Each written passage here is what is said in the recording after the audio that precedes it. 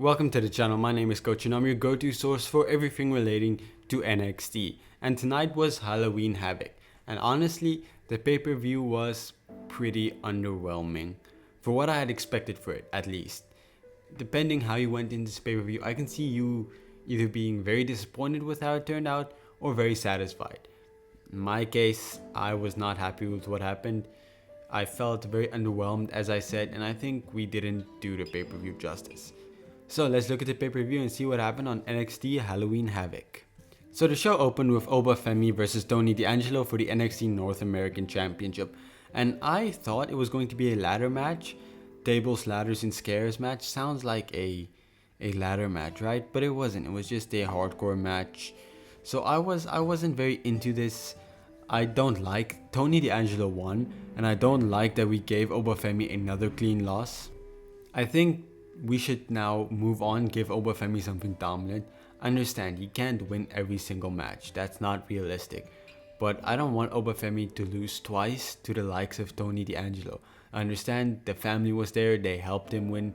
Still, I don't want to see Oba Femi rack up too many losses. I think in this case it hurts him more than it benefits him. Because Tony D'Angelo, he's good, right? He's fine, but he's not that guy.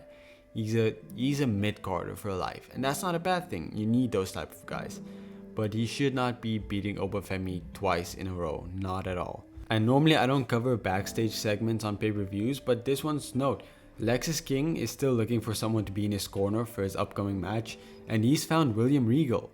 And I don't know if William Regal's gonna be back on screen as an on-screen character for too much, but that would be nice. But what's interesting about this is William Regal will be in Lexis King's corner against this match against Charlie Dempsey, William Regal's own son. That's gonna be interesting. That definitely has me interested for this match a lot more than I was before. Then we had another match, Team 2001, Cora Jade and Roxanne Perez going up against Stephanie Vaquer and Julia. And Stephanie Vaquer looked a lot like Thunder Rosa in this match. The similarities were wild. Probably was just a face paint, but still, Stephanie Vaquer, in my opinion, is better than Thunder Rosa. So I'm very happy we have Stephanie Vaquer on NXT. But I wouldn't mind Thunder Rosa on NXT either. I really wouldn't. But back to the match. Stephanie Vaquer and Julia pick up the victory. The good decision, the right decision. The two of them, they just look like such mega stars. I don't know what it is. They just ooze aura. Like, they just ooze so much aura and so much charisma.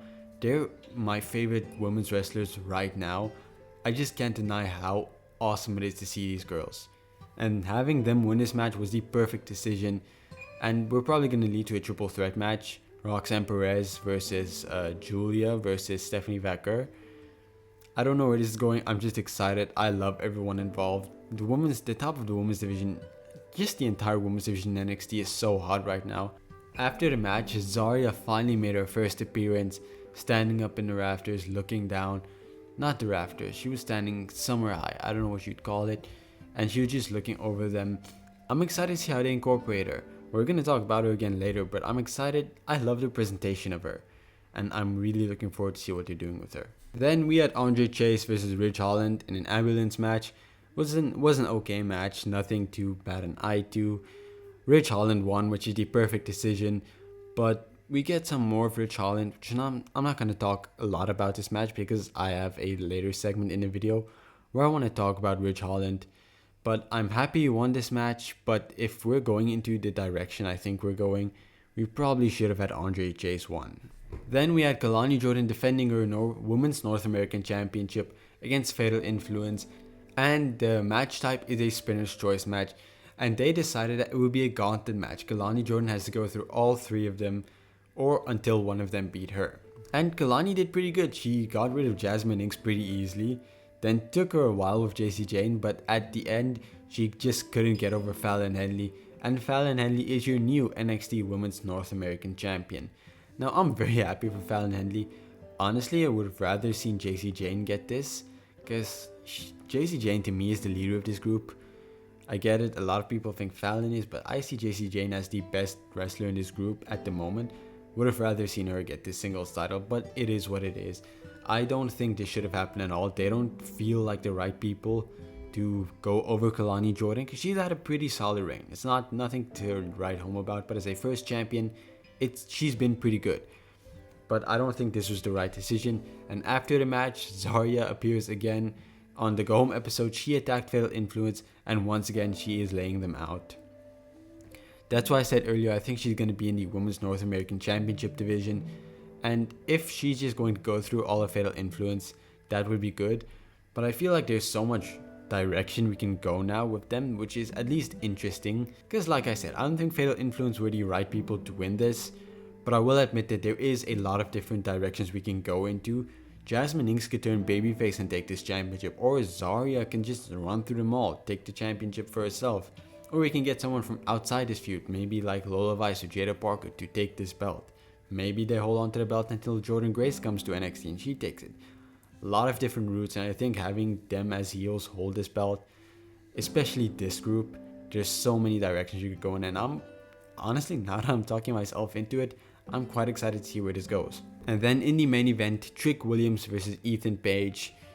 Trick Williams retains the NXT Championship, which is the good decision. If they put it on Ethan Page, I genuinely would have been so upset. But I think we all knew that wasn't going to happen. Trick is the NXT champion, he's going to have it for a while. And after the match, Ridge Holland attacked Trick Williams. And he and Ethan Page teamed up against Trick Williams until Bubba Ray Dudley came to save them. Just all lead up to the NXT episode that's going to be in the old ECW arena. But what I need to discuss is, what are we doing with Ridge Holland? Like, his whole story with JCU was he wanted to go on his own. Well, that was part of the story. He wanted to be his own man.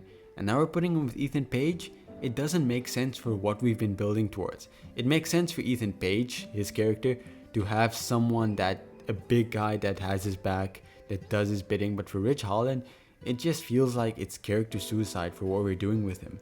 He doesn't need to be someone's backup. We've been building him up to be his own man, his own monster. Now this isn't good. But I will say, I really popped to see Bubba Ray Dudley here. And if this is leading to Bubba Ray Dudley and Trick Williams versus Ridge Holland and Ethan Page, I will be very happy about that. Although after that, we should not make Ridge Holland just a lackey for Ethan Page, because he's improved so much recently. Like, I might not have liked the JCU feud, but I will admit that Ridge Holland has really impressed me with how much he's grown. And I don't want to see him just be put back into the same spot he was with the Brawling Brutes. Just a brute. Just a nothing big guy with no personality, because that feels like where we're going, and I don't want that for him.